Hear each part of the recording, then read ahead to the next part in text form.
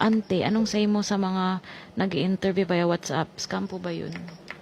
Ba't ka na-interview? Hiningan mo ba ng ano? Hiningan mo ba ng digital footprint? Ba't ka nagpapa-interview via WhatsApp right away? Kahit WhatsApp pa yan, kahit Telegram pa yan, kung may digital footprint, go rebels. Kailangan may digital footprint. Ano ang example? Question. Ano ang example ng digital footprint? Baka nagsabi-sabi lang ng digital footprint, hindi pa lang naiintindihan. What is a fucking digital footprint? O website, what else?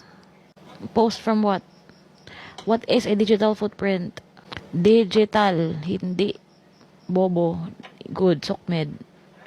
Digital, physical office, sapakin kitang hayop ka. Social media, LinkedIn, website, ganun. Bago kayo mag-agree na mag-meeting, ask before, I need to prepare for our first meeting. May I ask for your website, please? Or do you have any LinkedIn account or any social media accounts? Ganun. Pag walang maibigay, wala. Huwag kang makipag-usap. Wag kayo legit ba si bobo ka ba? Hindi ka marunong This is not for the person who ask ha. This is for everybody. Hindi kayo marunong mag-check. Hindi kayo marunong magtanong. Marunong kayo magtanong sa ibang tao. Pag hindi kayo marunong magtanong sa tao, sa client na nag-reach out sa inyo. Are you really a VA?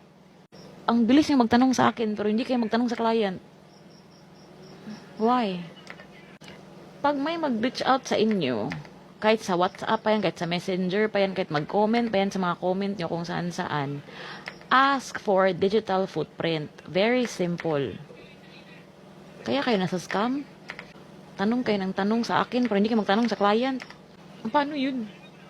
This is for everybody ha. This is for everybody. Hindi din na maganda yung mga ganyang mga tanungan kasi nadadamay kayong lahat. Huwag nyo kung gawing legit checker. May bayad kayo sa akin. Ginagawa nyo akong legit checker.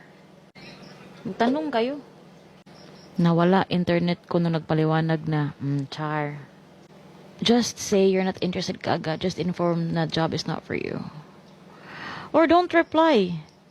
Pag hindi nagbigay ng kung sila pwedeng mang-ghost, kung sila pwede hindi mag-reply, excuse me. If you reach out to me, ikaw yung may kailangan sa akin. So, for me to verify who the hell you are, give me your digital footprint. Now, if they cannot provide, manigas ka sa inbox ko, wala kang magkuhang reply sa akin, you're a waste of time. Ganun.